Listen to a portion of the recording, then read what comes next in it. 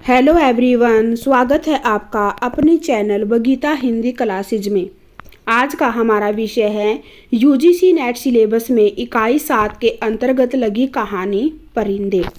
आज हम परिंदे कहानी का सारांश पढ़ेंगे। परिंदे कहानी निर्मल वर्मा के द्वारा लिखी गई है। प्रकाशन वर्ष है 1957 में। परिंदे कहानी निर्मल वर्मा के द्वारा लिखी गई है। प्रकाशन वर्ष है 1957 में और ये परिंदे नामक कहानी संग्रह में ही संकलित है। कौन से कहानी संग्रह में संकलित है? तो परिंदे नामक कहानी संग्रह में ही संकलित है। और परिंदे नामक कहानी संग्रह का प्रकाशन वर्ष है 1960 में। अलग अलग दोनों बातें याद रखनी हैं। परिंदे कहानी का प्रकाशन वर्ष है 1957 में और परिंदे कहानी संग्रह का प्रकाशन वर्ष है 1960 में। परिंदे कहानी संग्रह में 7 कहानियां संकलित हैं और परिंदे कहानी संग्रह की जो अंतिम कहानी है, परिंदे कहानी संग्रह की जो अंतिम कहानी है वो परिंदे ही है। आपसे प्रश्न पूछ ले कि परिंदे कहानी संग्रह की अंतिम कहानी कौन सी है, तो परिंदे ही है। देखिए, परिंदे एक प्रतीकात्मक कहानी है जिसमें परिंदों के माध्यम से मनुष्य जीवन की एक विशेष स्थिति की ओर संकेत किया है। देखा जाए तो परिंदे की जो केंद्रीय पात्र है लतिका की समस्या स्वतंत्रता या मुक्ति की समस्या है। किससे मुक्ति?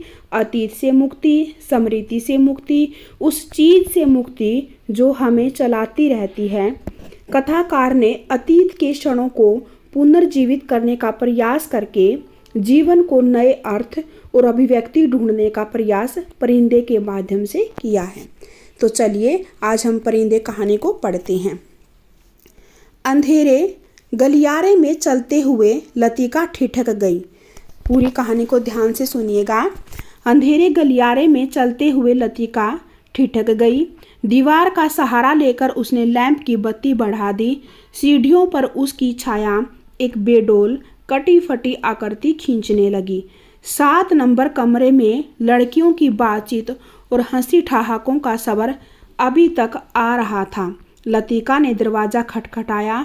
शोर अचानक बंद हो गया। कौन है? याद रखना है किस कमरे में जाती है, तो 7 नंबर कमरे में। लतिका चुपचाप खड़ी रही। कमरे में कुछ देर तक घुसर पुसर होती रही। फिर दरवाजे की चिटकनी के खुलने का शवर आया। लतिका कमरे की देहरी से कुछ आगे बढ़ी। लैंप की झपकती लो में लड़कियों के चेहरे सिनेमा के पर्दे पर ठहरे हुए क्लोजअप की भांति उभरने लगे। कमरे में अंधेरा क्यों कर रखा है, ये लतिका कहती है। लतिका के स्वर में हल्की सी झिड़की का आभास था। लैंप में तेल ही खत्म हो गया मैडम। यह सुधा का कमरा था। 7 नंबर कमरा किसका था? 7 नंबर कमरा था सुधा का। याद रखना है, यह सुधा का कमरा था, इसलिए उसे ही उत्तर देना पड़ा। हॉस्टल में शायद वह सबसे अधिक लोकप्रिय थी क्योंकि सदा छुट्टी के समय या रात को डिनर के बाद आसपास के कमरों में रहने वाली लड़कियों का झमघट उसी के कमरे में लग जाता था। देर तक गपशप हंसी मजाक चलता रहता। तेल के लिए करीमुद्दीन से क्यों नहीं कहा? करीमुद्दीन हॉस्टल का नौकर है। याद रखना है। तीसरा पात्र आया है। सबसे पहले लतिका जो कहानी की केंद्रीय पात्र है, फिर सुधा आई है। सुधा का कमरा नंबर कौन सा है? 7। और फिर आया करीमुद्दीन। करीमुद्दीन हॉस्टल का नौकर है।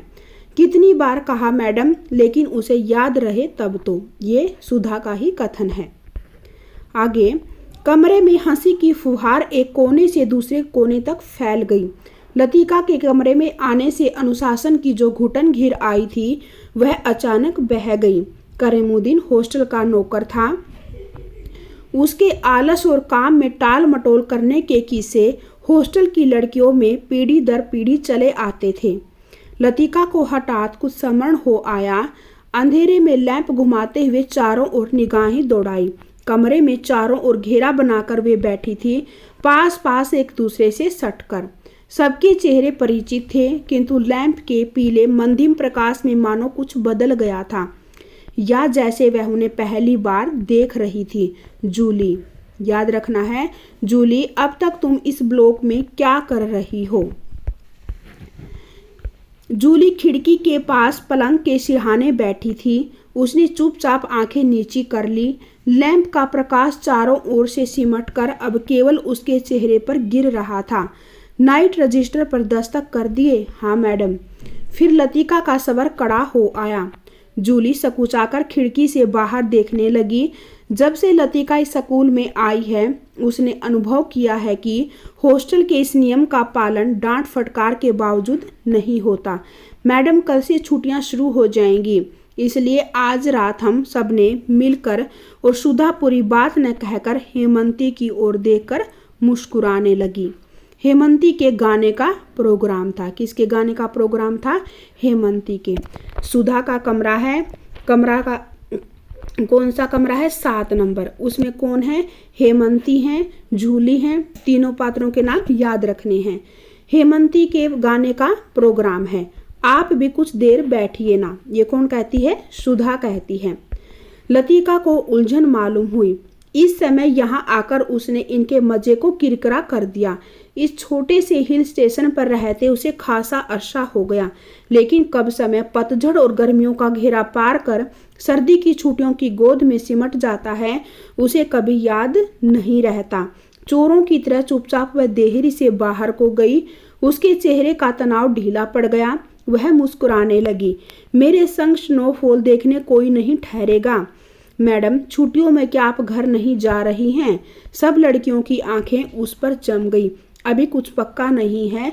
I love the snowfall. याद रखना है, आई लव द स्नोफॉल कौन कहती है? तो लतिका। लतिका को लगा कि यही बात उसने पिछले साल भी कही थी और शायद पिछले से पिछले साल भी। उसे लगा मानो लड़कियां उसे संदेह की दृष्टि से देख रही हैं, मानो उन्होंने उसकी बात पर विश्वास नहीं किया। उसका सिर चकराने लगा, मानो बादलों का स्याह झुरमुट किसी अनजाने कोने से उठकर उसे अपने में डुबा लेगा। वह थोड़ा सा हंसी, फिर धीरे से उसने सर को झटक दिया। जूली, तुमसे कुछ काम है, अपने ब्लॉक में जाने से पहले मुझे मिल लेना। Well, good night. लतिका ने पीछे दरवाजा बंद कर दिया।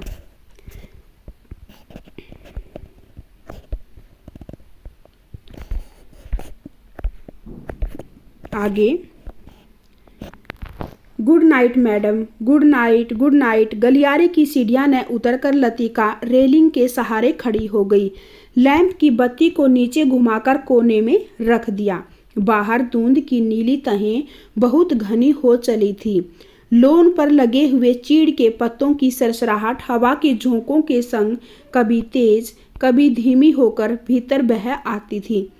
हवा में सर्दी का हल्का सा आभास पाकर लतिका के दिमाग में कल से शुरू होने वाली छुट्टियों का ध्यान भटक आया। उसने आंखें मूंद ली। उसे लगा कि जैसे उसकी टांगें बांस की लकड़ियों की तरह उसके शरीर से बंधी हैं, जिसकी गांठें धीरे धीरे खुलती जा रही हैं। सिर की चकराहट अभी मिटी नहीं थी, मगर अब जैसे वह भीतर न होकर बाहर फैली हुई धुंध का हिस्सा बन गई थी। सीढ़ियों पर बातचीत का स्वर सुनकर लतिका जैसे सोते से जगी। शॉल को कंधों पर समेटा और लैंप उठा लिया। डॉक्टर मुखर्जी मिस्टर ह्यूबर्ट के संग एक अंग्रेजी धुन गुनगुनाते हुए ऊपर आ रहे थे। सीढ़ियों पर अंधेरा था और ह्यूबर्ट को बार बार अपनी छड़ी से रास्ता टटोलना पड़ता था। लतिका ने 2-4 सीढ़ियां उतर कर लैंप को नीचे झुका दिया। Good evening doctor. Good evening mister Hubert. Thank you miss Latika. Hubert के स्वर में कृतज्ञता का भाव था। याद रखना है, प्रश्न पूछ लिया जा सकता है कि good evening mister Hubert, thank you miss Latika. Hubert के स्वर में कौन सा भाव था? तो कृतज्ञता का। सीढ़ियां चढ़ने से उनकी सांस तेज हो रही थी और वह दीवार से लगे हुए हाँप रहे थे। कौन? Mister Hubert. लैंप की रोशनी में उनके चेहरे का पीलापन कुछ तांबे के रंग जैसा हो गया था। ये मिस्टर ह्यूबर्ट के बारे में कहा जा रहा है। यहाँ अकेली क्या कर रही हो मिस लतिका? डॉक्टर ने होठों के भीतर से सीटी बजाई। चेकिंग करके लौट रही थी। आज इस वक्त ऊपर कैसे आना हुआ मिस्टर ह्यूबर्ट? ह्यूबर्ट ने मुस्कुराकर अपनी छड़ी डॉक्टर के कंधों से छुला दी। इनसे पूछो, यही मुझे जबरदस्ती घसीट लाए हैं। मिस लतिका, हम आपको निमंत्रण देने आ रहे थे। आज रात मेरे कमरे में एक छोटा सा कंसर्ट होगा जिसमें मिस्टर ह्यूबर्ट सोपा और चाइकोवस्की के कंपोजिशन बजाएंगे। दोनों बातें याद रखनी है। ह्यूबर्ट सोपा और चाइकोवस्की के कंपोजिशन बजाएंगे और फिर क्रीम कॉफ़ी पी जाएगी। और उसके बाद अगर समय रहा तो पिछले साल हमने जो गुनाह किए हैं उन्हें हम सब मिलकर कन्फ्रेंस करेंगे। डॉक्टर मुखर्जी के चेहरे पर भारी मुस्कान खेल गई। डॉक्टर, मुझे माफ़ करें, मेरी तबीयत कुछ ठीक नहीं है। चलिए, यह ठीक रहा, फिर तो आप वैसे भी मेरे पास आती। डॉक्टर ने धीरे से लतिका के कंधों को पकड़कर अपने कमरे की तरफ मोड़ दिया। डॉक्टर मुखर्जी का कमरा ब्लॉक के दूसरे सिरे पर छत से जुड़ा हुआ था। वह आधे वर्मी थे। डॉक्टर मुखर्जी वह आधे वर्मी थे जिसके चिन्ह उनकी थोड़ी दबी हुई नाक और छोटी छोटी चंचल आंखों से स्पष्ट थे। वर्मा पर जापानियों का आक्रमण होने के बाद वह इस छोटे से पहाड़ी शहर में आ बसे थे। प्राइवेट प्रैक्टिस के अलावा वह कॉन्वेंट स्कूल में हाइजीन फिजियोलॉजी भी पढ़ाया करते थे। याद रखना है, वेरी इंपॉर्टेंट। डॉक्टर मुखर्जी क्या करते थे? प्राइवेट प्रैक्टिस के अलावा वह कॉन्वेंट स्कूल में हाइजीन फिजियोलॉजी क्या पढ़ाते थे?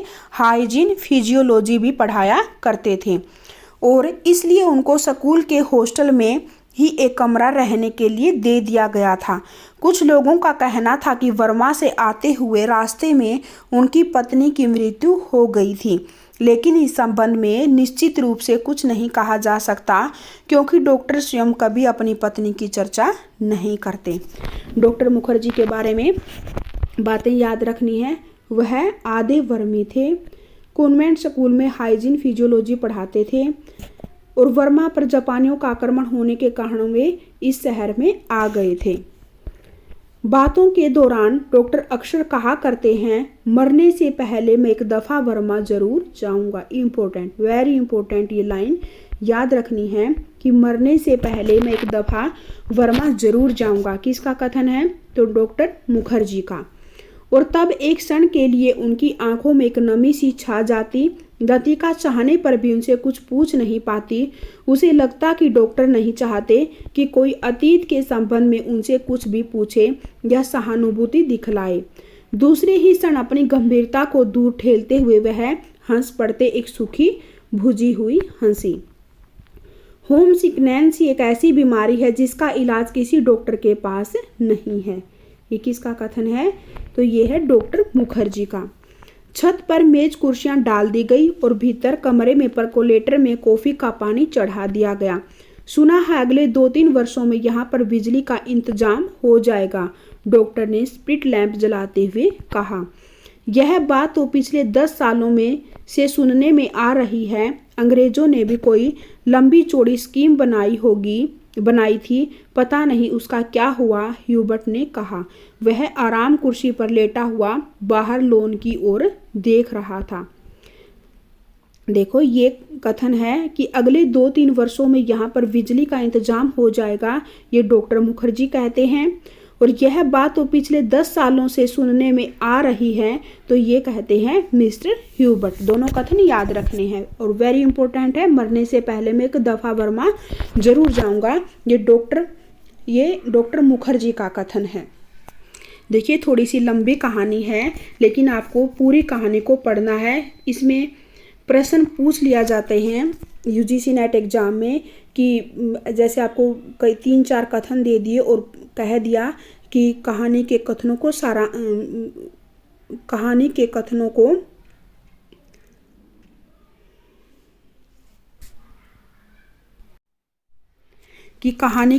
को क्रमानुसार लगाइए, क्रम से लगाइए। ठीक है, ऐसे प्रश्न बनते तो आपको पूरी कहानी को पढ़ना बहुत ही जरूरी है। आगे, लतिका कमरे से 2 मोमबत्तियां ले आई। मेज के दोनों सिरों पर टिकाकर उन्हें जला दिया गया। छत का अंधेरा मोमबत्ती की फीकी रोशनी के इर्द गिर्द सिमटने लगा। एक घनी निर्वता चारों ओर घिरने लगी। हवा में चीड़ के वृक्षों की साएं साएं दूर दूर तक फैली पहाड़ियों और घाटियों में सीटियों की गूंज सी छोड़ती जा रही थी। इस बार शायद बर्फ जल्दी गिरेगी। अभी से हवा में एक सर्द खुशकी सी महसूस होने लगी है। डॉक्टर का सिगार अंधेरे में लाल बिंदी सा चमक रहा था। पता नहीं मिस वुड को स्पेशल सर्विस का गोरखधंधा क्यों पसंद आता है। छुट्टियों में घर जाने से पहले क्या यह जरूरी है कि लड़कियां फादर एल्मंड का सरमन सुने? ये किसने कहा? ह्यूबर्ट ने कहा कि मिस वुड को स्पेशल सर्विस का गोरखधंधा क्यों पसंद आता है। छुट्टियों में घर जाने से पहले क्या यह जरूरी है कि लड़कियां फादर एल्मंड का सरमन सुने? ये कौन कहता है? ह्यूबर्ट। डॉक्टर को फादर एल्मंड एकांक नहीं सुहाते थे। किसको? डॉक्टर मुखर्जी को। लतिका कुर्सी पर आगे झुककर प्यालों में कॉफी उड़ेलने लगी। हर साल स्कूल बंद होने के दिन यही दो प्रोग्राम होते हैं। कौन से? चैपल में स्पेशल सर्विस और उसके बाद दिन में पिकनिक। लतिका को पहला साल याद आया जब डॉक्टर के संग पिकनिक के बाद वह क्लब गई थी। डॉक्टर बार में बैठे थे। बार रूम कुमाऊं रेजिमेंट के अफसरों से भरा हुआ था। कुछ देर तक बिलियर्ड का खेल देखने के बाद जब वो वापस बार की ओर आ रहे थे तब उसने दाईं ओर क्लब की लाइब्रेरी में देखा, मगर उसी समय डॉक्टर मुखर्जी पीछे से आ गए थे। मिस लतिका, यह मेजर गिरीश नेगी हैं। बिलियर्ड रूम में से आते हुए हंसी ठहाकों के बीच वह नाम दब सा गया था। वह किसी किताब के बीच में उंगली रखकर लाइब्रेरी की खिड़की से बाहर देख रहा था। कौन? तो मिस्टर नेगी। Hello doctor. वह पीछे मुड़ा। तब उस क्षण न जाने क्यों लतिका का हाथ कांप गया और कॉफी की कुछ गर्म बूंदें उसकी साड़ी पर छलक आई। अंधेरे में किसी ने नहीं देखा कि लतिका के चेहरे पर एक उनिंदा रीतापन घिर आया है। हवा के झोंके से मोमबत्तियों की लो फड़कने लगी। छत से भी ऊंची काठ गोदाम जाने वाली सड़क पर यूपी रोडवेज की आखिरी बस डाक लेकर जा रही थी। बस की हेडलाइट्स में आसपास फैली हुई झाड़ियों की छायाएं घर की दीवार पर सरकती हुई गायब होने लगी। मिस लतिका, आप इस साल भी छुट्टियों में यहीं रहेंगी? डॉक्टर ने पूछा। डॉक्टर का सवाल हवा में टंगा रहा। उसी क्षण पियानो पर सोपा का नोकटर्न ह्यूबर्ट की उंगलियों के नीचे से फिसलता हुआ धीरे धीरे छत के अंधेरे में घुलने लगा, मानो जल पर कोमल स्वप्निल उर्मियां भंवरों का झिलमिलाता जाल बुनती हुई दूर दूर किनारों तक फैलती जा रही हूँ। लतिका को लगा कि जैसे कहीं बहुत दूर बर्फ की चोटियों से परिंदों के झुंड नीचे अनजान देशों की ओर उड़े जा रहे हैं। इन दिनों अक्सर उसने अपने कमरे की खिड़की से उन्हें देखा है। धागे में बंधे चमकीले लटुओं की तरह वे एक लंबी टेढ़ी मेढ़ी कतार में उड़े जाते हैं, पहाड़ों की सुनसान निर्वता से परे उन विचित्र शहरों की ओर जहां शायद वह कभी नहीं जाएगी। लतिका आर्म चेयर पर ऊँघने लगी। डॉक्टर मुखर्जी का सिगार अंधेरे में चुपचाप जल रहा था। डॉक्टर को आश्चर्य हुआ कि लतिका न जाने क्या सोच रही हैं, और लतिका सोच रही थी क्या वह बूढ़ी होती जा रही है। उसके सामने स्कूल की प्रिंसिपल मिस वुड का चेहरा घूम गया। पोपला मुंह है, आंखों के नीचे झूलती हुई मांस की थैलियां, जरा जरा सी बात पर चिढ़ जाना, कर्कश आवाज में चीखना, सब उसे ओल्ड मैड कहकर पुकारते हैं। किसको? मिस वुड को। मिस वुड को सब क्या कहकर पुकारते हैं? तो ओल्ड मेड। कुछ वर्षों के बाद वह भी हूबहू वैसी ही बन जाएगी। ये लतिका सोच रही है कि कुछ वर्षों के बाद वह भी प्रिंसिपल मिस वुड के जैसी हो जाएंगी। लतिका के समूचे शरीर में झुरझुरी सी दौड़ गई, मानो अनजाने में उसने किसी गलीज वस्तु को छू लिया हो। उसे याद आया कुछ महीने पहले अचानक उसे ह्यूबर्ट का प्रेम पत्र मिला था। भावुक याचना से भरा हुआ पत्र, जिसमें उसने न जाने क्या कुछ लिखा था जो कभी उसकी समझ में नहीं आया। उसे ह्यूबर्ट की बचकाना हरकत पर हंसी आई थी, किंतु भीतर ही भीतर प्रसन्नता भी हुई थी।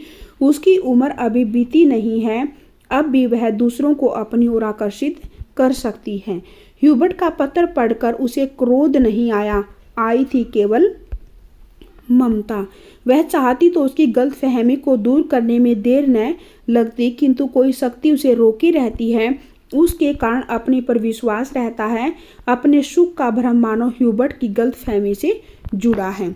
ह्यूबर्ट ही क्यों, वह क्या किसी को चाह सकेगी उस अनुभूति के संग जो अब नहीं रही, जो छाया से उस पर मंडराती रहती है, न से मिटती है न उसे मुक्ति दे पाती है। उसे लगा जैसे बादलों का झुरमुट फिर उसके मस्तिष्क पर धीरे धीरे छाने लगा है। उसकी टांगें फिर निर्जीव स्थिर सी हो गई हैं। वह झटके से उठ खड़ी हुई। डॉक्टर माफ करना, मुझे थकान सी लग रही है। बिना वाक्य पूरा किए वह चली गई। कुछ देर तक टेरेस पर निस्तब्धता छाई रही। मोमबत्तियां बुझने लगी थी। डॉक्टर मुखर्जी ने सिगार का नया कश लिया। सब लड़कियां एक जैसी होती हैं, बेवकूफ और sentimental. Very important, doctor Mukherjee का ये दूसरा कथन आया है, वेरी इंपॉर्टेंट। ह्यूबर्ट की उंगलियों का दबाव पियानो पर ढीला पड़ता गया। अंतिम सुरों की झिझकी सी गूंज कुछ क्षणों तक हवा में तैरती रही। देखिए, सबसे पहले तो जो लतिका है सुधा के 7 नंबर कमरे में आती है, लड़कियों से बातचीत होती है। फिर वो टेरिस पर खड़ी हो जाती है तो नीचे से ह्यूबर्ट और मिस्टर डॉक्टर मुखर्जी आते हैं। फिर डॉक्टर मुखर्जी और ह्यूबर्ट के साथ बातचीत होती है। फिर वो खुद विचारों में डूब जाती, सोचने लगती है कि उसे ह्यूबर्ट का प्रेम पत्र मिला था।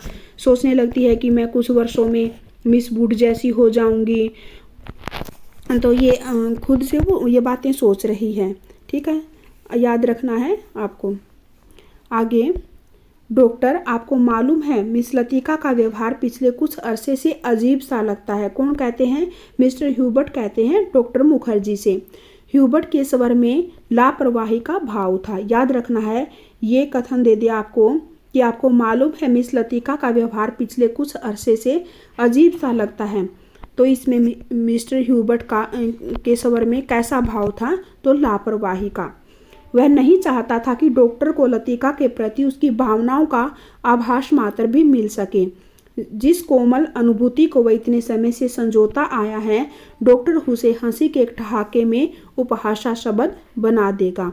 क्या तुम नियति में विश्वास करते हो ह्यूबर्ट? डॉक्टर ने कहा।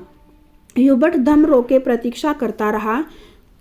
वह जानता था कि कोई भी बात कहने से पहले डॉक्टर को फिलासोफाइज मतलब कि अकेले में चिंतन करना, फिलासोफाइज करने की आदत थी। डॉक्टर टेरेस के जंगले से सटक कर खड़ा हो गया। फीकी सी चांदनी में चीड़ों के पेड़ की छायाएं लॉन पर गिर रही थीं। कभी कभी कोई जुगनू अंधेरे में हरा प्रकाश छिड़कता हुआ में गायब हो जाता था। मैं कभी कभी सोचता हूँ, इंसान जिंदा किस लिए रहता है? क्या उसे कोई और बेहतर काम करने को नहीं मिला? ये डॉक्टर मुखर्जी का कथन है, इम्पोर्टेंट है। हजारों मील अपने मुल्क से दूर मैं यहाँ पड़ा हूँ। यहाँ कौन मुझे जानता है? यहीं शायद मर भी जाऊंगा। ह्यूबर्ट, क्या तुमने कभी महसूस किया है कि एक अजनबी की हैसियत से पराई जमीन पर मर जाना काफ़ी खौफनाक बात है? याद रखना है, बहुत इम्पोर्टेंट है। इसमें लगभग डॉक्टर मुखर्जी के कथन हैं जो सभी इम्पोर्टेंट हैं। ह्यूबर्ट विस्मित सा डॉक्टर को देखने लगा। उसने पहली बार डॉक्टर मुखर्जी के इस पहलू को देखा था। अपने संबंध में वह अक्सर चुप रहते थे। कोई पीछे नहीं है, यह बात मुझ में एक अजीब किस्म की बेफिक्री पैदा कर देती है। लेकिन कुछ लोगों की मौत अंत तक पहेली बनी रहती है। शायद वे जिंदगी से बहुत उम्मीद लगाते थे। उसे ट्रेजिक भी नहीं कहा जा सकता क्योंकि आखिरी दम तक उन्हें मरने का एहसास नहीं होता। डॉक्टर, आप किसका जिक्र कर रहे हैं? ह्यूबर्ट ने परेशान होकर पूछा। डॉक्टर कुछ देर तक चुपचाप सिगार पीता रहा। फिर मुड़कर वह मोमबत्तियों की बुझती हुई लो को देखने लगा।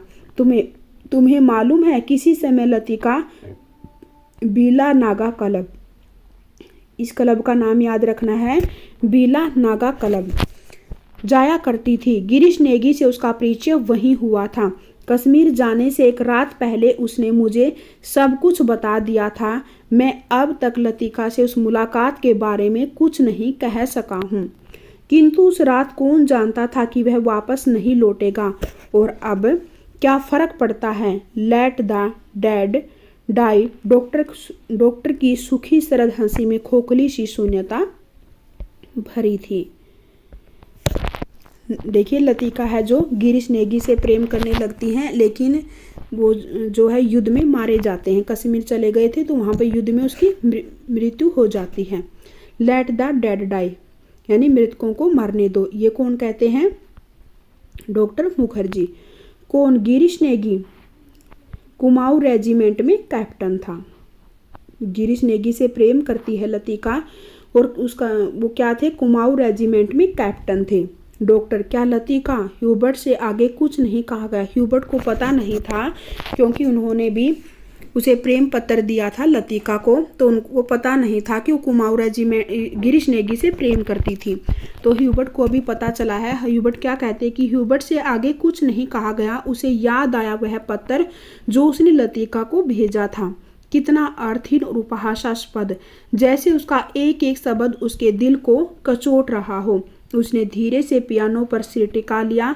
लतिका ने उसे क्यों नहीं बताया, क्या वह इसके योग्य भी नहीं था। लतिका, वह तो बच्ची है पागल, मरने वालों के संग खुद थोड़े ही मरा जाता है। ये डॉक्टर मुखर्जी का कथन है, याद रखना है। किसका कथन है, डॉक्टर मुखर्जी का। इसमें मुखर्जी के कथन हैं जो सभी इम्पोर्टेंट हैं। वह तो बच्ची है पागल, मरने वालों के संग खुद थोड़े ही मरा जाता है। डॉक्टर मुखर्जी। कुछ देर चुप रहकर डॉक्टर ने अपने प्रश्न को फिर दोहराया, लेकिन ह्यूबर्ट, क्या तुम नियति पर विश्वास करते हो। हवा के हल्के झोंके से मोमबत्तियां एक बार प्रज्वलित होकर बुझ गई। टेरेस पर ह्यूबर्ट और डॉक्टर अंधेरे में एक दूसरे का चेहरा नहीं देख पा रहे थे, फिर भी वे एक दूसरे की ओर देख रहे थे। कॉन्वेंट स्कूल से कुछ दूर मैदानों में बहते पहाड़ी नाले पका सवर आ रहा था। अब बहुत देर बाद कुमाऊं रेजिमेंट सेंटर का बिगुल सुनाई दिया तो ह्यूबर्ट हड़बड़ाकर खड़ा हो गया। अच्छा, चलता हूँ doctor, good night. Good night Hubert, मुझे माफ करना, मैं सिगार खत्म करके उठूंगा। सुबह बदली छाई थी। लतिका की खिड़की खोलते ही धुंध का गुब्बारा सा भीतर घुस आया। जैसे रात भर दीवार के सहारे सर्दी में ठिठुरता हुआ वह भीतर आने की प्रतीक्षा कर रहा हो। स्कूल से ऊपर चैपल जाने वाली सड़क बादलों में छिप गई थी। केवल चैपल का क्रॉस धुंध के पर्दे पर एक दूसरे को काटती हुई पेंसिल की रेखाओं सा दिखाई दे जाता था। याद रखना है, सबसे पहले लतिका सुधा के कमरे में आती है। 7 नंबर कमरे में लड़कियों से बातचीत होती है। फिर टेरेस पर खड़ी हो जाती है। मिस्टर ह्यूबर्ट और डॉक्टर मुखर्जी आते हैं। फिर डॉक्टर मुखर्जी और ह्यूबर्ट, लतिका, तीनों में बातचीत होती है। फिर लतिका अपने पुराने विचारों में डूब जाती है। फिर लतिका चली जाती है तो डॉक्टर मुखर्जी और मिस्टर ह्यूबर्ट दोनों में बातचीत होती है। अब ये दोनों भी चले गए हैं। अब लतिका के विषय में आगे। लतिका ने खिड़की से आंखें हटाई तो देखा कि करीमुद्दीन चाय की ट्रे लिए खड़ा है। करीमुद्दीन मिलिट्री में अर्दली रह चुका था। याद रखना है, करीमुद्दीन हॉस्टल का नौकर है, लेकिन करीमुद्दीन है जो मिलिट्री में क्या रह चुका है, अर्दली। इसलिए ट्रे मेज पर रखकर अटेंशन की मुद्रा में खड़ा हो गया। लतिका झटके से उठ बैठी। सुबह से आलस करके कितनी बार जागकर वह सो चुकी है। अपनी खिसियाहट मिटाने की लतिका ने कहा, बड़ी सर्दी है, आज बिस्तर छोड़ने को जी नहीं चाहता। अजी मेम साहब, अभी क्या सर्दी आई है, बड़े दिनों में देखना कैसे दांत कटकटाते हैं। और करीमुद्दीन अपने हाथों को बगलों में डाले हुए इस तरह सिकुड़ गया जैसे उन दिनों की कल्पना मात्र से उसे जाड़ा लगना शुरू हो गया हो। गंजे सिर पर दोनों तरफ के उसके बाल खिजाब लगाने से कथई रंग के भूरे हो गए थे। बात चाहे किसी विषय पर हो रही हो, वह हमेशा खींच तान कर उसे ऐसे क्षेत्र में घसीट लाता था जहां वह बेझिझक अपने विचारों को प्रकट कर सके। एक दफा तो यहाँ लगातार इतनी बर्फ गिरी थी कि भुवाली से लेकर डाक बंगले तक सारी सड़कें जाम हो गई। इतनी बर्फ थी मेम साहब कि पेड़ों की टहनियां तक सिकुड़कर तनों से लिपट गई थी। बिल्कुल ऐसे। और करीमुद्दीन नीचे झुककर मुर्गा सा बन गया। कब की बात है? लतिका ने पूछा। अब यह तो जोड़ हिसाब करके ही पता चलेगा मेम साहब, लेकिन इतना याद है कि उस वक्त अंग्रेज बहादुर यहीं थे। कंटोनमेंट की इमारत पर कौमी झंडा नहीं लगा था। बड़े जबर थे ये अंग्रेज, 2 घंटों में ही सारी सड़कें साफ करवा दी। उन दिनों एक सीटी बजाते ही 50 घोड़े वाले जमा हो जाते थे। अब तो सारे शेड खाली पड़े हैं। वे लोग अपनी खिदमत भी करवाना जानते थे। अब तो सब उजाड़ हो गया है। करीमुद्दीन उदास भाव से बाहर देखने लगा। आज यह पहली बार नहीं है जब लतिका करीमुद्दीन से उन दिनों की बातें सुन रही है, जब अंग्रेज बहादुर ने इस स्थान को स्वर्ग बना रखा था। आप छुट्टियों में इस साल भी यहीं रहेंगी मेम साहब? दिखता तो कुछ ऐसा ही है करीमुद्दीन, तुम्हें फिर तंग होना पड़ेगा। क्या कहती हैं मेम साहब? आपके रहने से हमारा भी मन लग जाता, वरना छुट्टियों में तो यहाँ कुत्ते लौटते हैं। तुम जरा मिस्त्री से कह देना कि इस कमरे की छत की मरम्मत कर जाए। पिछले साल बर्फ का पानी दरारों से टपकता रहता था। लतिका को याद आया कि पिछली सर्दियों में जब कभी बर्फ गिरती थी तो उसे पानी से बचने के लिए रात भर कमरे के कोने में सिमट कर सोना पड़ता था। करीमुद्दीन चाय की ट्रे उठाता हुआ बोला, ह्यूबर्ट साहब तो शायद कल ही चले जाएं। कल रात उनकी तबीयत फिर खराब हो गई। आधी रात के वक्त मुझे जगाने आए थे, कहते थे छाती में तकलीफ है। उन्हें यह मौसम रास नहीं आता, कह रहे थे लड़कियों की बस में वह भी कल चले जाएंगे। करीमुद्दीन दरवाज़ा बंद करके चला गया। लतिका की इच्छा हुई कि वह ह्यूबर्ट के कमरे में जाकर उनकी तबीयत की पूछताछ कराए, किंतु फिर न जाने क्यों स्लीपर पैरों में टंगे रहे और वह खिड़की के बाहर बादलों को उड़ता हुआ देखती रही। ह्यूबर्ट का चेहरा जब उसे देखकर सहमा सा दयनीय हो जाता, तब लगता कि वह अपनी मुख निरीह याचना में से कोस रहा है। न वह उसकी गलतफहमी को दूर करने का प्रयत्न कर पाती है, न उसे अपनी व्यवस्था की सफाई देने का साहस होता है। उसे लगता है कि इस जाले से बाहर निकलने के लिए वह धागे के जिस सिरे को पकड़ती है वह खुद एक गांठ बनकर रह जाता है। बाहर बूंदाबांदी होने लगी थी। कमरे की टीन की छत खटखट बोलने लगी। लतिका पलंग से उठ खड़ी हुई, बिस्तर को तहाकर बिछाया, फिर पैरों में स्लीपरों को घसीटते हुए वह बड़े आईने तक आई और उसके सामने स्टूल पर बैठकर बालों को खोलने लगी। किंतु कुछ देर तक कंघी बालों में ही उलझी रही और वह गुमसुम हो शीशे में अपना चेहरा ताकती रही। करीमुद्दीन को यह कहना याद ही नहीं रहा कि धीरे धीरे आग जलाने की लकड़ियां जमा कर लें। इन दिनों सस्ते दामों पर सूखी लकड़ियां मिल जाती हैं। पिछले साल तो कमरा धुएं से भर जाता था, जिसके कारण कंपकंपाते जाड़े में ही उसे खिड़की खोलकर सोना पड़ता था।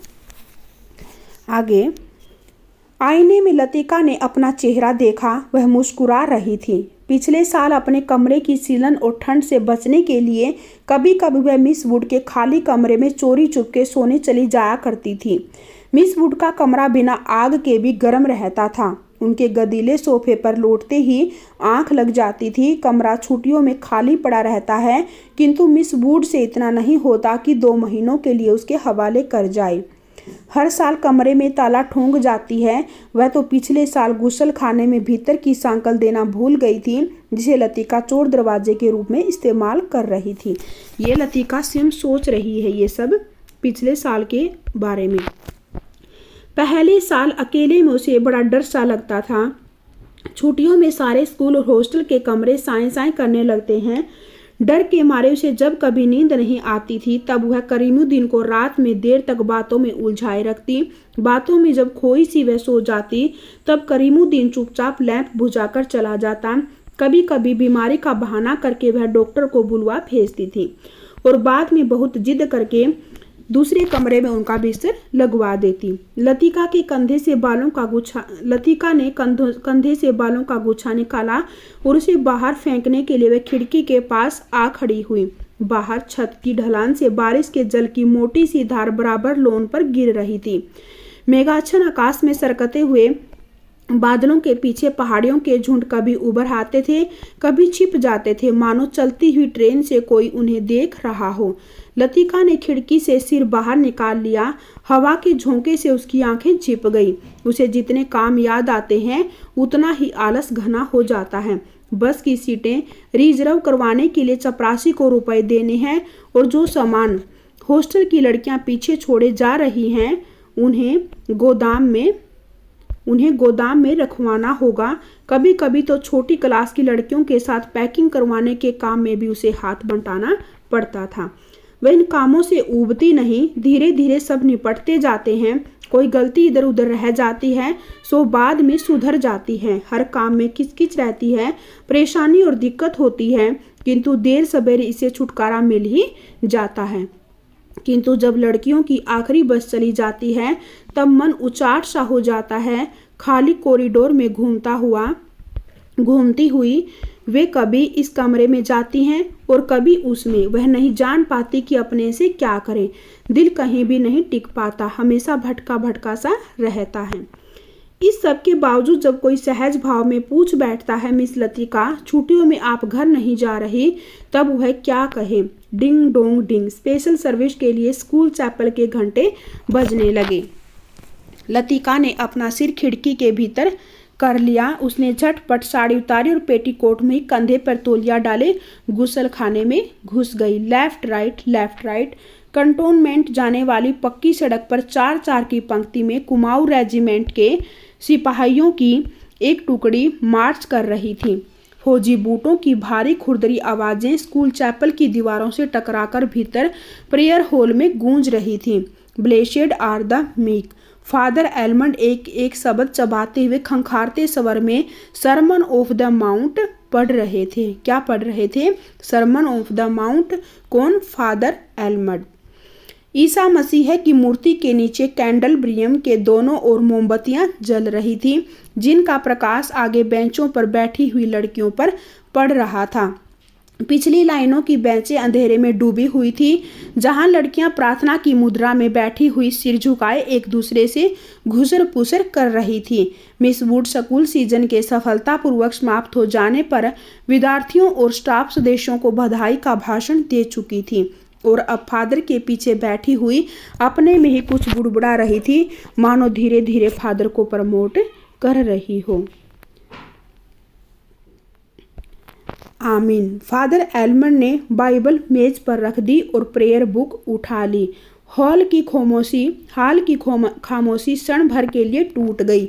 लड़कियों ने खड़े होते हुए जानबूझकर बेंचों को पीछे धकेला। बेंचें फर्श पर रगड़ खाकर सीटी बजाती हुई पीछे खिसक गई। हॉल के कोने से हंसी फूट पड़ी। मिस वुड का चेहरा तन गया, माथे पर भ्रिकुटियां चढ़ गई, फिर अचानक निस्तब्धता छा गई। देखिए, है थोड़ी सी बड़ी कहानी, लेकिन आपको पूरी कहानी को पढ़ना है। पूरी कहानी को पढ़ने से आपको समझ में आ जाएगा कि कौन सा कथन किसका है, कौन सा पात्र कहाँ आया है। अगर आपसे क्रम में लगाना पूछ ले, पात्र पूछ ले, कोई लाइन पूछ ले किसकी है, तो आप कर पाएंगे। कोई भी प्रश्न आपका गलत नहीं होगा। जैसे भी तोड़ मरोड़ के कैसे भी आपसे प्रश्न पूछ ले तो आपके सभी प्रश्न ठीक होंगे। मैं तो कहती हूँ कि आप एक कहानी को 3 से 4 बार पढ़िए, तब आपको सारा सभी अच्छी तरह से समझ में आएगा कि इसके विषय में क्या है और कहानी में कौन क्या कह रहा है। आगे हॉल के उस घुटे हुए धुंधलके में फादर का तीखा फटा हुआ स्वर सुनाई देने लगा। Jesus said, I am the light of the world. He that followeth me shall not walk in darkness, but shall have the light of life. ये याद रखना है। कौन गाते हैं ये फादर एलमंड गा रहे हैं। कौन गा रहे हैं? Father almond. डॉक्टर मुखर्जी ने ऊब और उकताहट से भरी जमुहाई ली। कब यह किस्सा खत्म होगा? उसने इतने ऊंचे स्वर में लतिका से पूछा कि वह सकुचाकर दूसरी ओर देखने लगी। स्पेशल सर्विस के समय डॉक्टर मुखर्जी के होठों पर व्यंग्यात्मक मुस्कान खेलती रहती और वह धीरे धीरे अपनी मूंछों को खींचता रहता। फादर एलमंड की वेशभूषा देखकर लतिका के दिल में गुदगुदी सी दौड़ गई। जब वह छोटी थी तो अक्सर यह बात सोचकर विस्मित हुआ करती थी कि क्या पादरी लोग सफ़ेद चोगे के नीचे कुछ नहीं पहनते। अगर वह धोखे से ऊपर उठ जाए तो लेफ्ट मार्च करते हुए फौजी बूट चैपल से दूर होते जा रहे थे। केवल उनकी गूंज हवा में शेष रह गई थी। हीम नंबर 117 फादर ने प्रार्थना पुस्तक खोलते हुए कहा। याद रखना है बुक का क्या नाम है, नंबर है 117। हीम नंबर 117 फादर ने प्रार्थना पुस्तक खोलते हुए कहा। हॉल में प्रत्येक लड़की ने डेस्क पर रखी हुई हिम बुक खोल ली। पन्नों के उल्टने की खड़खड़ाहट फिसलती हुई एक सिरे से दूसरे सिरे तक फैल गई। आगे की बेंच से उठकर ह्यूबर्ट पियानो के सामने स्टूल पर बैठ गया। संगीत शिक्षक होने के कारण हर साल स्पेशल सर्विस के अवसर पर उसे कोयर के संग पियानो बजाना पड़ता था। ह्यूबर्ट ने अपने रुमाल से नाक साफ की। अपनी घबराहट छिपाने के लिए ह्यूबर्ट हमेशा ऐसा ही किया करता था। कनखियों से हॉल की ओर देखते हुए अपने कांपते हाथों से इम्बू खोली और लीड काइंडली लाइट। पियानो के सुर दबे झिझकते से मिलने लगे। घने बालों से ढकी ह्यूबर्ट की लंबी पीली उंगलियां खुलने सिमटने लगी। कोयर में गाने वाली लड़कियों के स्वर एक दूसरे से गूंथ कर कोमल स्निग्ध लहरों में बिंध गए। लतिका को लगा उसका जूड़ा ढीला पड़ गया है, मानो गर्दन के नीचे झूल रहा है। मिस वुड की आंख बचा लतिका ने चुपचाप बालों में लगे क्लिपों को कसकर खींच दिया। बड़ा झक्की आदमी है। सुबह मैंने ह्यूबर्ट को यहाँ आने से मना किया था, फिर भी चला आया। किसने कहा? डॉक्टर ने कहा। लतिका को करीमुद्दीन की बात याद हो आई। रात भर ह्यूबर्ट को खांसी का दौरा पड़ा था। लतिका को याद आया कि करीमुद्दीन ने उसे कहा था कि मिस्टर ह्यूबर्ट को खांसी का दौरा पड़ा है, कल जाने के लिए कह रहे थे। लतिका ने सिर टेढ़ा करके ह्यूबर्ट के चेहरे की झलक पाने की विफल चेष्टा की। इतने पीछे से कुछ भी देख पाना असंभव था। पियानो पर झुका हुआ केवल ह्यूबर्ट का सिर दिखाई देता था। Lead kindly light. संगीत के सुर मानो एक ऊंची पहाड़ी पर चढ़कर हाँफती हुई सांसों को आकाश की अबाध शून्यता में बिखेरते हुए नीचे उतर रहे हैं। बारिश की मुलायम धूप चैपल के लंबे चौकोर शीशों पर झिलमिला रही है, जिसकी एक महीन चमकीली रेखा ईसा मसीह की प्रतिमा पर तिरछी होकर गिर रही है। मोमबत्तियों का धुआं धूप में नीली सी लकीर खींचता हुआ हवा में तैरने लगा। पियानो के स्निग्ध पोज में लतिका को पत्तों का परिचित मरमर कहीं दूर अनजानी दिशा से आता हुआ सुनाई दे जाता है।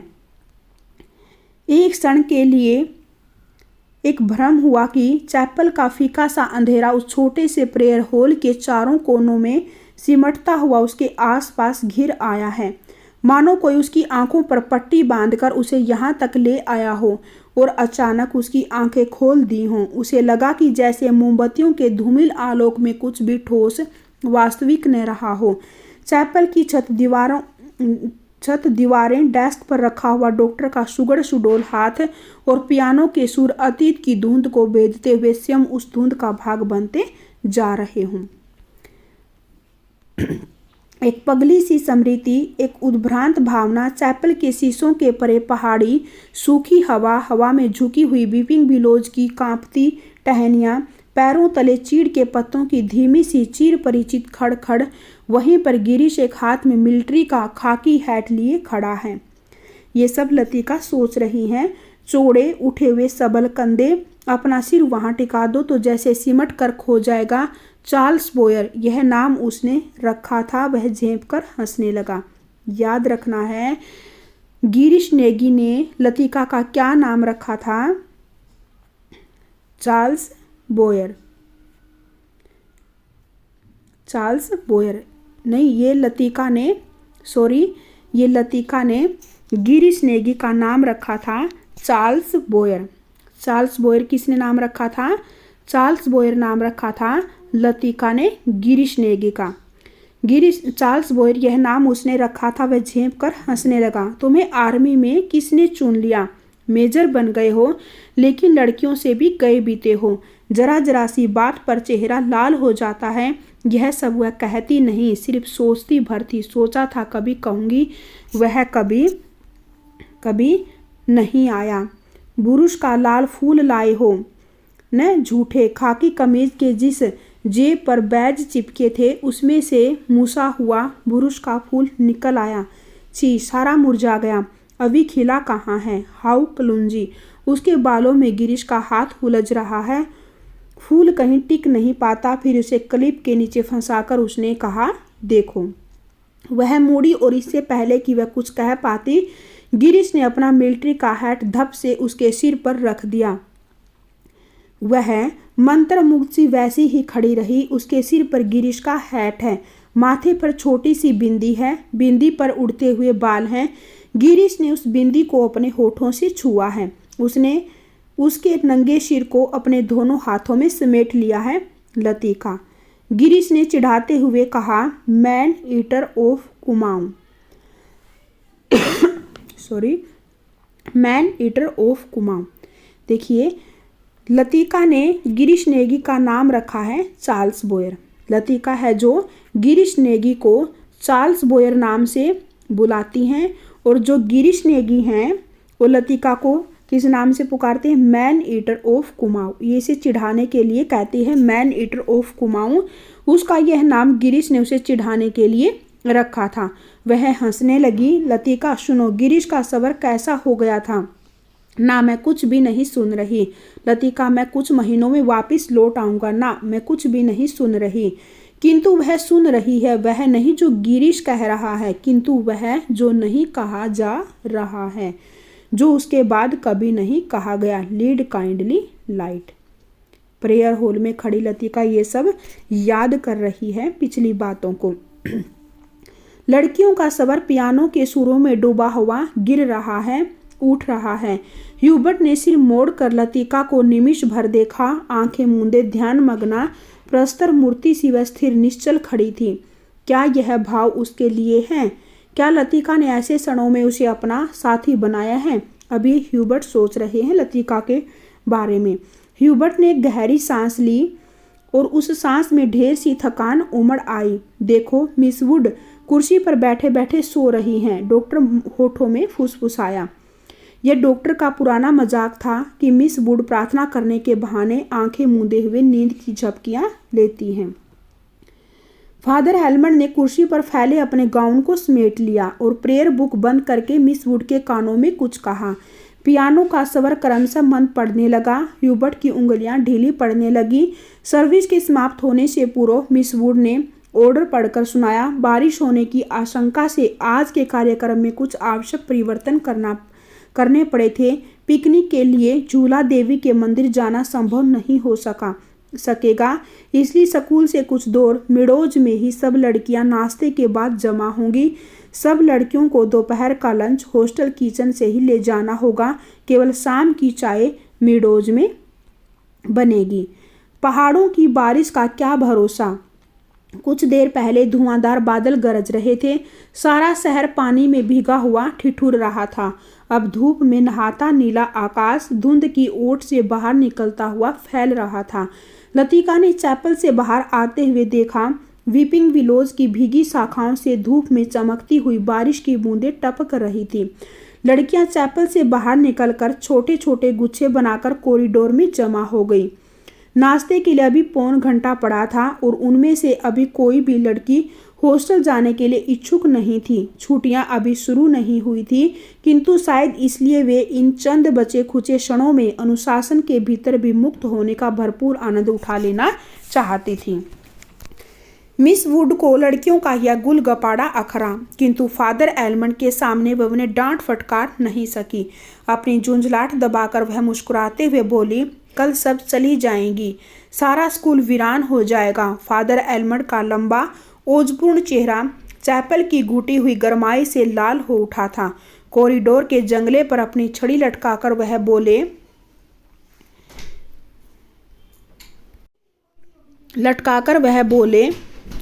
छुट्टियों में पीछे हॉस्टल में कौन रहेगा? पिछले 2-3 सालों से मिस लतिका ही रह रही हैं और डॉक्टर मुखर्जी छुट्टियों में कहीं नहीं जाते। डॉक्टर तो सर्दी गर्मी यहीं रहते हैं। मिस वुड ने विस्मय से फादर की ओर देखा। वह समझ नहीं सकी कि फादर ने डॉक्टर का प्रसंग क्यों छेड़ दिया। डॉक्टर मुखर्जी छुट्टियों में कहीं नहीं जाते। 2 महीने की छुट्टियों में वर्मा जाना काफ़ी कठिन है फादर। मिस वुड हंसने लगी। मिस वुड, पता नहीं आप क्या सोचती हैं, मुझे तो मिस लतिका का हॉस्टल में अकेले रहना कुछ समझ में नहीं आता, लेकिन फादर मिस वुड ने कहा, यह तो कॉन्वेंट स्कूल का नियम है कि कोई भी टीचर छुट्टियों में अपने खर्चे पर हॉस्टल में रह सकते हैं। मैं फ़िलहाल स्कूल के नियमों की बात नहीं कर रही। मिस लतिका डॉक्टर के संग यहाँ अकेली ही रह जाएंगी। और सच पूछिए मिस वुड, डॉक्टर के बारे में मेरी राय बहुत कुछ अच्छी नहीं है। फादर, आप कैसी बातें कर रहे हैं? मिस लतिका बच्चा थोड़े ही है। मिस वुड को ऐसी आशा नहीं थी कि फादर एल्मंड अपने दिल में ऐसी दकियानूसी भावना को स्थान देंगे। यहाँ पर फादर एल्मंड और मिस वुड आपस में बातें कर रहे हैं। फादर एल्मंड कुछ हतप्रभ से हो गए। बात पलटते हुए बोले, मिस वुड, मेरा मतलब यह नहीं था। आप तो जानती हैं मिस लतिका और उस मिलिट्री अफसर को लेकर एक अच्छा खासा स्कैंडल बन गया था। स्कूल की बदनामी होने में क्या देर लगती है? वह बेचारा तो अब नहीं रहा। मैं उसे जानती थी फादर, ईश्वर उसकी आत्मा को शांति दे। मिस वुड ने धीरे धीरे अपनी दोनों बाहों से क्रॉस किया। फादर एल्मंड को मिस वुड की मूर्खता पर इतना अधिक क्षोभ हुआ कि उनसे आगे और कुछ नहीं बोला गया। डॉक्टर मुखर्जी से उनकी कभी नहीं पटती थी, इसलिए मिस वुड की आंखों में वह डॉक्टर को नीचा दिखाना चाहते थे। किंतु मिस वुड लतिका का रोना ले बैठी।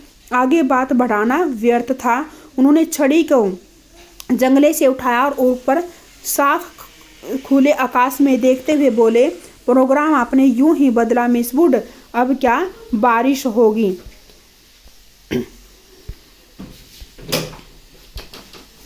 ह्यूबर्ट जब चैपल से बाहर निकला तो उसकी आंखें चकाचौंध सी हो गई। उसे लगा जैसे किसी ने अचानक ढेर सी चमकीली उबलती हुई रोशनी मुट्ठी में भरकर उसकी आंखों में झोंक दी हो।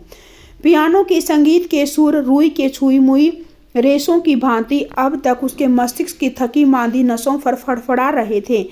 वह काफ़ी थक गया था। पियानो बजाने से उसके फेफड़ों पर हमेशा भारी दबाव पड़ता, दिल की धड़कन तेज हो जाती थी। उसे लगता था कि संगीत के एक नोट को दूसरे नोट में उतारने के प्रयत्न में वह एक अंधेरी खाई पार कर रहा है।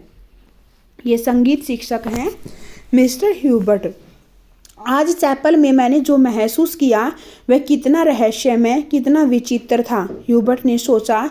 मुझे लगा पियानो का हर नोट चिरंतन खामोशी की अंधेरी खोह से निकलकर बाहर फैली नीली धुंध को काटता तराशता हुआ एक भूला सा अर्थ खींच लाता है। गिरता हुआ हर पोज एक छोटी सी मौत है। ये कौन कहते हैं? सोच रहे हैं मिस्टर ह्यूबर्ट कि गिरता हुआ हर पोज एक छोटी सी मौत है, मानो घने छायादार वृक्षों की कांपती छायाओं में कोई पगडंडी गुम हो गई हो। एक छोटी सी मौत जो आने वाले सुरों को अपनी बची खुची गूंजों की सांस समर्पित कर जाती है, जो मर जाती है किंतु मिट नहीं पाती। मिटती नहीं इसलिए मरकर भी जीवित है, दूसरे सुरों में लय हो जाती है। डॉक्टर, क्या मृत्यु ऐसे ही आती है? अगर मैं डॉक्टर से पूछूं तो वह हंसकर टाल देगा। मुझे लगता है वह पिछले कुछ दिनों से कोई बात छिपा रहा है। उसकी हंसी में जो सहानुभूति का भाव होता है वह मुझे अच्छा नहीं लगता। आज उसने मुझे स्पेशल सर्विस में आने से रोका था। कारण पूछने पर वह चुप रहा था। कौन सी बात है जिसे मुझसे कहने में डॉक्टर कतराता है? शायद मैं शक्की मिजाज होता जा रहा हूँ और बात कुछ भी नहीं है। ये मिस्टर ह्यूबर्ट सोच रहे हैं। ह्यूबर्ट ने देखा लड़कियों की कतार स्कूल से हॉस्टल जाने वाली सड़क पर नीचे उतरती जा रही है। उजली धूप में उनके रंग बिरंगे रिबन, हल्की आसमानी रंग की फ्रॉकें और सफ़ेद पेटियां चमक रही हैं। सीनियर कैम्ब्रिज की कुछ लड़कियों ने चैपल की वाटिका के गुलाब के फूलों को तोड़कर अपने बालों में लगा लिया है। कंटोनमेंट के 3-4 सिपाही लड़कियों को देखते हुए अश्लील मजाक करते हुए हंस रहे हैं और कभी कभी किसी लड़की की ओर जरा झुक कर सीटी बजाने लगते हैं। तो देखिए, आज हमने परिंदे कहानी को आधा ही पढ़ा है। नेक्स्ट क्लास में मैं आपको पूरी कहानी करवाऊंगी। आप पहले इस कहानी को जितना मैंने पढ़ाया उसे पूरी पढ़ लीजिए। एक बार मेरे साथ पढ़िए, एक बार खुद से पढ़िए, तो आपको सब याद हो जाएगा। थोड़ी बड़ी कहानी है ये, टाइम लगेगा, लेकिन आपको पढ़ना ज़रूरी है। इसमें से हर परीक्षा में से प्रश्न पूछा जाता है। आपको अगर क्लास अच्छी लगती है तो आप क्लास को लाइक कीजिए, शेयर कीजिए और मेरे चैनल को सब्सक्राइब कर लीजिए। धन्यवाद।